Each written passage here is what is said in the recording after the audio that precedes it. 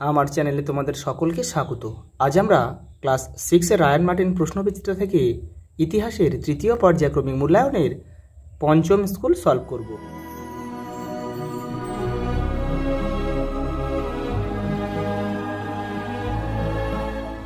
প্রথম প্রশ্ন দেখো, মগধ জনপদের প্রথম রাজধানী কোনটি ছিল? রাজগৃহ। আর পরে হয়েছিল কি বলতো? পাটলিপুত্র পরে হয়েছিল। কিন্তু জৈনদের ধর্মপ্রচারকরা কি নামে পরিচিত ছিল? তীর্থাঙ্কর। নির্বাণ কথার অর্থ হচ্ছে কি? মুক্তি। দিনার হলো স্বর্ণমুদ্রা, এটা কিন্তু গুপ্ত যুগের। ষোড়শ মহাজনপদের আমলে প্রধান জীবিকা ছিল কৃষি। মগধ অঞ্চলের অন্যতম প্রধান কৃষিজ ফসল হলো শালি ধান। বুদ্ধচরিত কাব্যের রচয়িতা হচ্ছে অশ্ব ঘোষের হচ্ছে বুদ্ধচরিত। আর কৌটিল্য লেখা বইটির নাম হচ্ছে অর্থশাস্ত্র। পাণিনির লেখা বইটি হচ্ছে কি? অষ্টাধ্যায়ী। আর বিশাখ দত্তের লেখা বইটির নাম কি? মুদ্রা রাক্ষস। শূন্যের ব্যবহার শুরু করেন কে? আর্যভট্ট। প্রথম লিখিত আইন চালু হয়েছিল কোথায়? ব্যাবিলনে। গান্ধার শিল্পের বিকাশ পরিলক্ষিত হয় কুষাণ যুগে। পরেটা দেখো, এক কথা উত্তর দাও। জৈন ধর্মে মোট কতজন তীর্থঙ্কর ছিল? কতজন বলো তো? 24 জন। আর শেষতম ছিল কে? মহাবীর। 23তম ছিল পার্শ্বনাথ। আর প্রথম ছিল ঋষভদেব। এই তিনটে একটু মনে রাখবো তোমরা। ত্রিপিটক কোন ভাষায় লেখা? পালি ভাষায় লেখা। মৌর্য আমলে অর্থনীতির ভিত্তি ছিল কি বলো তো? কৃষি। ইন্দু কি? ভারতবর্ষ। সুয়ানজাংয়ের লেখায় ইন্দু হচ্ছে ভারতবর্ষ। সূর্যর সিদ্ধান্ত বইটি কার লেখা? বরাহ মিহিরের লেখা। পরেটা দেখো, অষ্টাধ্যায়ী কার লেখা? রচয়িতা দেখো পাণিনি। ফেরাও কাদের বলা হতো? মিশরের শাসকদের ফেরাও বলা হতো। গুপ্ত বংশের প্রতিষ্ঠাতাকে? শ্রীগুপ্ত। মিশরের লিপিকে কি বলা হয়? হায়ারোগ্লিফি। পরেটা দেখো, শূন্যস্থান পূরণ করো। দেখো, মহাবীরের জন্ম হয়েছিল কোন বংশে? লিচ্ছবি বংশে, খ্রিস্টপূর্ব 540 অব্দে। পিটক শব্দের অর্থ কি? ঝুড়ি।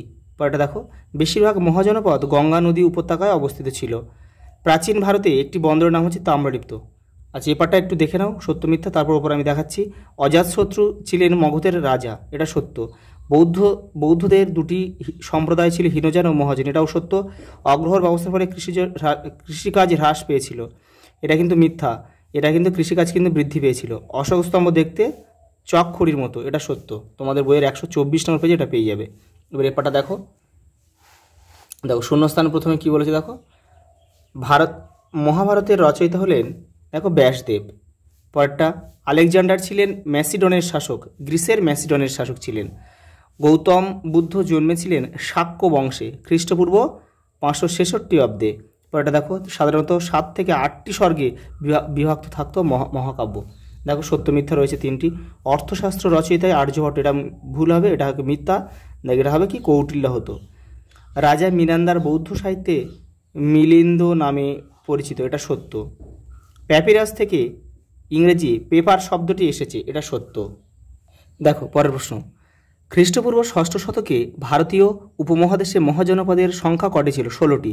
এদেরকে একসঙ্গে কি বলা হতো? ষোড়শ মহাজনপদ। পরেরটা দেখো, গৌতম বুদ্ধের বাল্য নাম কি ছিল? সিদ্ধার্থ। তার নাম কেন বুদ্ধ হয়েছিল?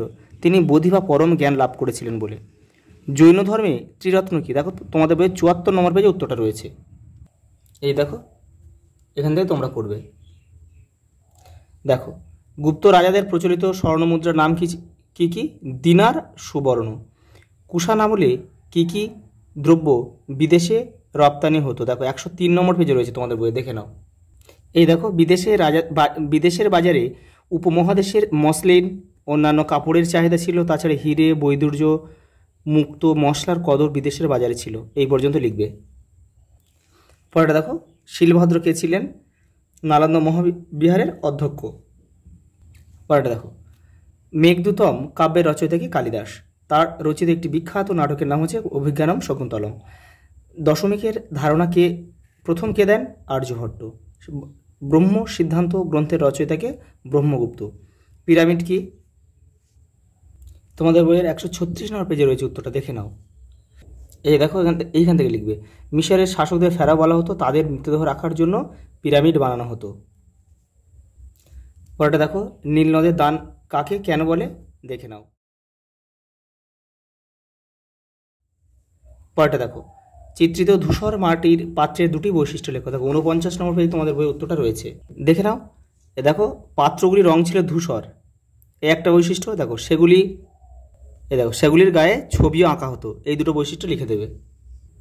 পরেরটা দেখো, টিকা লেখো ষোড়শ মহাজনপদ। দেখো তোমাদের বইয়ের 64 নম্বর পেজে রয়েছে, এখান থেকে তোমরা করবে। এই পর্যন্ত করলেই মোটামুটি হয়ে যাবে, 3 নম্বর যেহেতু। পরেরটা দেখো, চতুর্জাম ও পঞ্চ মহাব্রত কি, 70 নম্বর পেজে রয়েছে তোমাদের বইয়ে। দেখো এখানে 100তেই রয়েছে, দেখো এটা পুরোটা লিখতে হবে কিন্তু। দেখো চতুর্জাম আর পঞ্চ মহাব্রত। পরেরটা দেখো, মৌর্য রাজাদের আমলে সমাজ ব্যবস্থা কেমন ছিল, 101 নম্বর পেজে রয়েছে। দেখো এই মৌর্য আমল, এখান থেকে তোমরা এই পর্যন্ত লিখবে।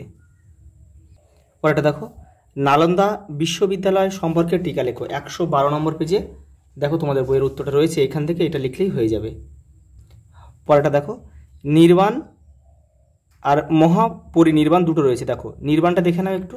দেখো এই আগের সেটে তোমাদের রয়েছে, দেখো এই যে আমি এখানে লিখে দিয়েছি। দেখো নির্বাণ হলো কামনা বাসনা শোক দুঃখ কষ্টের ঊর্ধ্বে এমন এক অবস্থা যেখানে অপার শান্তি ও অনন্ত সুখ বিদ্যমান, এবং যেখানে পৌঁছলে আর পুনর্জন্ম হবে না। আর দেখো সঙ্গে কি দিয়েছে, দেখো সঙ্গে দিয়েছে মহাপরিনির্বাণ বলতে কি বলছে। মহাপরিনির্বাণ বলতে গৌতম বুদ্ধের দেহত্যাগকে বলা হয় মহাপরিনির্বাণ। এটা তোমরা একটু লিখে নিও। পরেরটা দেখো, এবারে কি রয়েছে দেখো, গুপ্ত যুগের সব থেকে বিখ্যাত সাহিত্যিক কে ছিলেন, কালিদাস। দেখো তার কয়েকটি সাহিত্যের নাম লেখো, দেখে নাও, 117 নম্বর পেজে রয়েছে। এই দেখো, প্রাচীন ভারতীয় উপমহাদেশের বিখ্যাত সাহিত্যিক ছিলেন কালিদাস। আচ্ছা, তার লেখা দেখো কয়েকটা বিখ্যাত বই দেখো, এই যে রয়েছে মেঘদূতম, কুমার সম্ভবম, তার লেখা দুটি বিখ্যাত কাব্য। এবারে আর রয়েছে দেখো অভিজ্ঞানম শকুন্তলম, মালবিকাগ্নিমিত্রম প্রভৃতি তাঁর বিখ্যাত নাটক। দেখো পরেরটা দেখো, টিকা লেখো মিশরীয় সভ্যতা, 136 নম্বর পেজে রয়েছে মিশরীয় সভ্যতা। এখান থেকে তোমরা এখান থেকে এটা পুরোটা লিখে দেবে এটা। পরেরটা দেখো কি বলেছে, টিকা লেখো বৈদিক সাহিত্য, 47 নম্বর পেজে রয়েছে। দেখো এই যে বৈদিক সভ্যতা ও বৈদিক সাহিত্য, এই যে এটা কিন্তু পুরোটা লিখতে হবে।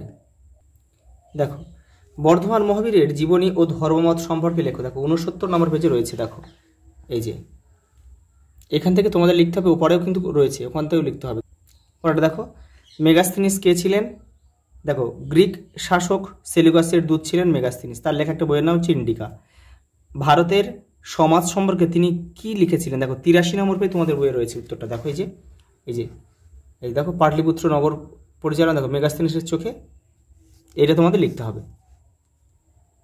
দেখো পরেরটা, গুপ্ত যুগের শিক্ষা ব্যবস্থা কেমন ছিল। দেখো 111 নম্বর পেজে তোমাদের বইয়ের উত্তরটা রয়েছে। দেখো এখান থেকে লিখবে, এখান থেকে এই পর্যন্ত তোমরা লিখবে। লাস্ট প্রশ্ন দেখো, গান্ধার শিল্পকলা সম্পর্কে লেখো। দেখো তোমাদের বই 145 নম্বর পেজে রয়েছে গান্ধার শিল্প, এটা তোমরা পুরোটা লিখবে। আজ এই পর্যন্ত, দেখা হবে পরের ভিডিওতে।